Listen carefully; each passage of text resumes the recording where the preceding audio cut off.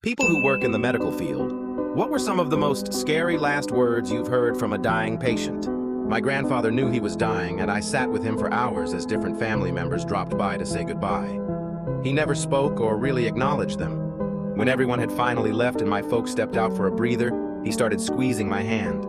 I asked if he was hurting, but he didn't say anything, so Elle asked if he was scared, and he turned his head to look right in my eyes. I told him it was okay, and I'd be right here with him. He squeezed my hand again and whispered, "Ernie." That was my late grandmother Ernestine's nickname. So I started talking about her, and that I knew he missed her, so maybe he was more nervous than afraid.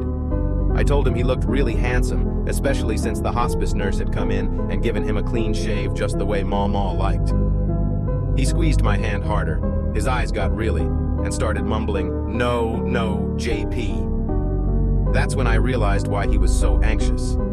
My grandmother's first husband was JP, and they were married for 15 years before he passed away in a logging accident. They loved each other very much and had 5 children.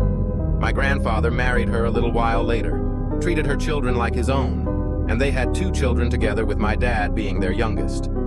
They were married for more than 50 years, yet when my grandfather's time came, he was afraid that he wouldn't see my grandmother because she'd be with her first husband.